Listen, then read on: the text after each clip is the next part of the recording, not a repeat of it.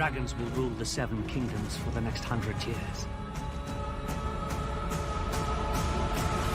Just as they did the last.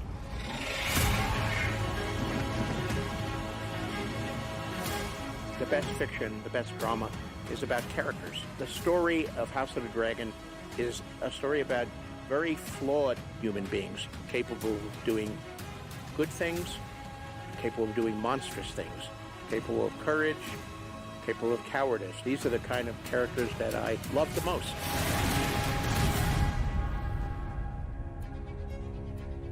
Game of Thrones begins roughly 298 AC, almost 300 years after Aegon's conquest. House of Dragon takes place a couple hundred years before Game of Thrones.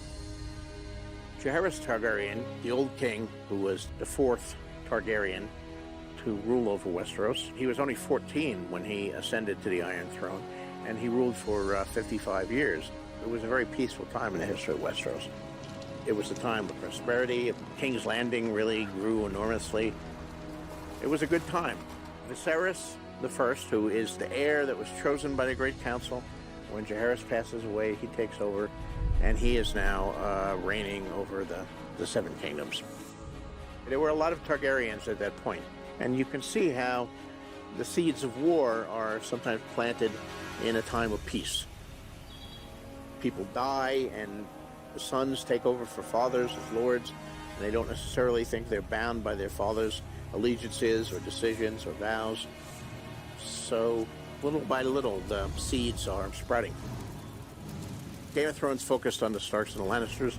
For House of the Dragon, the Targaryens themselves, the House of the Dragon, are at center, but two of the biggest players in the Dance with the Dragon Civil War are the Velaryons and the Hightowers.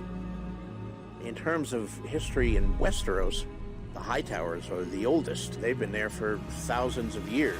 Their seat of power is Old Town, which was for many hundreds and thousands of years the biggest city in Westeros. They're a very rich house. Old Town is wealthy from trade mostly. And in the center of it is the High Tower, for which the Hightowers take their name. Lord Hightower is in Old Town, ruling over his domains in the city.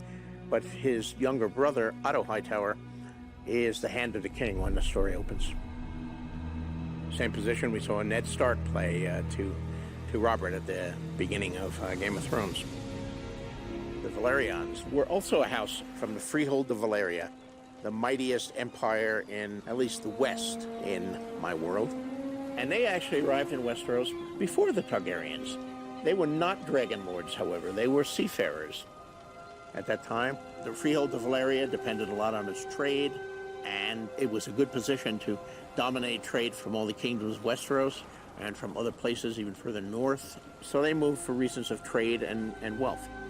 Corlys Velaryon is Lord Admiral and Master of Ships, as his own grandfather was before him of a similar name.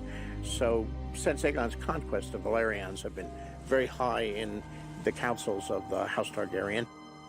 And after all his voyages, he's married to Rhaenys Targaryen, the queen who never was. House Targaryen and House Velaryon, they were close. There was a definite relationship between them.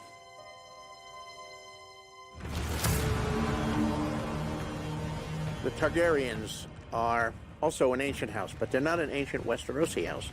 They knew that destruction was coming to Valyria and went far away from the capital city, and they settled on the volcanic island of Dragonstone. They were dragon lords in Valyria. Now, dragons are really formidable, and they can turn the tide of a battle. It flies. It's difficult to hit. It breathes fire, against which most knights and men-at-arms have little or no protection. So if you have dragons, and that's where the nuclear option analogy comes in, you're hard to mess around with. So the dragons and fear of dragons was one of the things that made the Targaryens very secure in their power. Dragon Cell is one thing, but the Iron Throne is the most dangerous seat in.